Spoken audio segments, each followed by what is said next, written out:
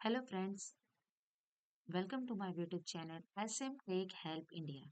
सो मैं एक बार फिर आप लोगों के सामने कंप्यूटर साइंस क्लास 12 का एक न्यू टॉपिक लेकर आई हूँ जिसका नाम है इवोल्यूशन ऑफ नेटवर्किंग। ये आपका कंप्यूटर नेटवर्किंग का ही सब पार्ट है। तो चलिए हम लोग जानते हैं कि इवोल्यूशन ऑफ नेटवर्क नेटवर्क का कहाँ से आया। ठीक है, तो चलिए देखते हैं। सो पहला आपका नेटवर्क आया था जिसका नाम था अर्पानेट। क्या था ARPANET? The advance research projects agency network. ठीक है, तो इसका फुल फॉर्म है advance research project agency network. Was an early packet switching network and the first network to implement the protocol suites TCP/IP। ये जो network है ये आपका पैकेट स्विचिंग पे वर्क करता था थ्रू द TCP/IP मॉडल के थ्रू, प्रोटोकॉल के थ्रू।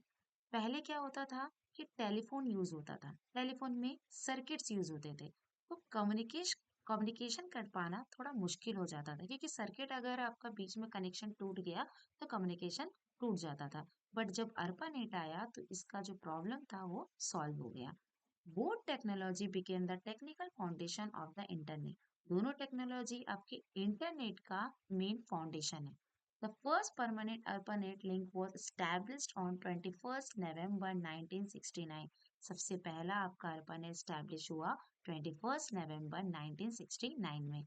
इसका डेफिनेशन ही जानिए, ज्यादा एक्सप्लेनेशन की जरूरत नहीं है क्योंकि एग्जाम में आपको ज्यादा नहीं पूछा जाएगा। तो जितना आपसे एग्जाम में पूछा जाएगा मैं आपको उतना ही एक्सप्लेन कर रही हूँ। तो चलिए अब जानते हैं कि अर्पानेट के बाद क्या आया।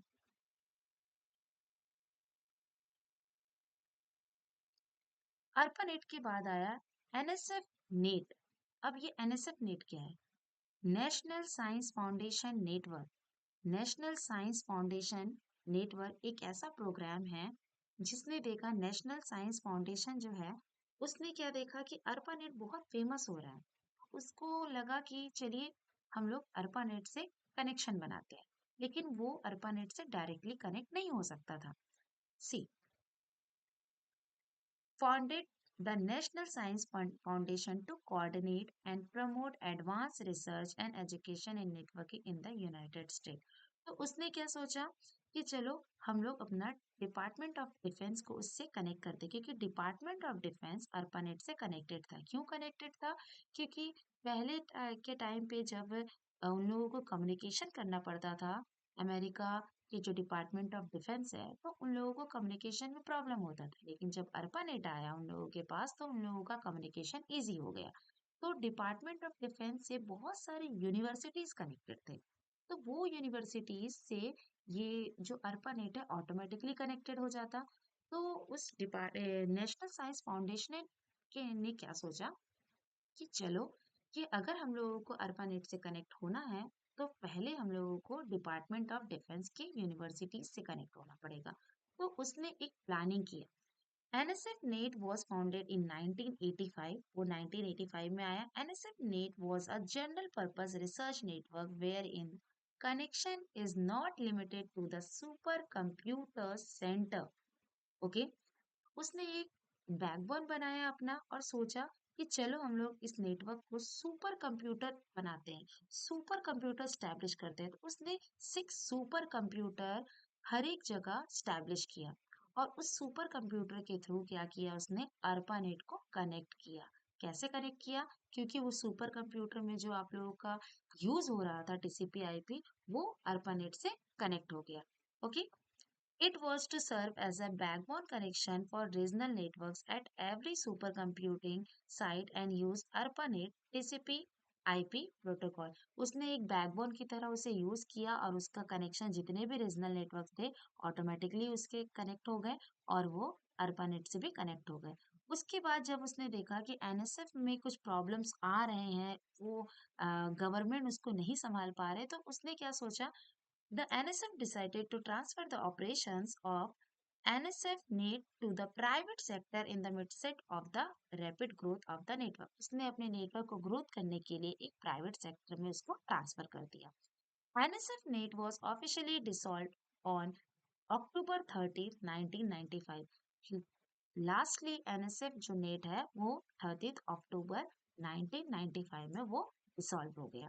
तो इस तरीके से एनएसएफ हम लोगों का आया और ये ट्रांसफर हो गया प्राइवेट सेक्टर में। चलिए अब देखते हैं नेक्स्ट नेटवर्क। नेक्स्ट नेटवर्क है आपका इंटरनेट, जो हम लोग आजकल यूजुअली यूज कर रहे होते हैं। इंटरनेट क्या है? इंटरनेट यूजुअली हम लोग किस लिए यूज करते हैं? फॉर कम्युनिकेशन, फाइल शेयरिंग, ये सारी चीजों के लिए हम लोग यूज करते हैं।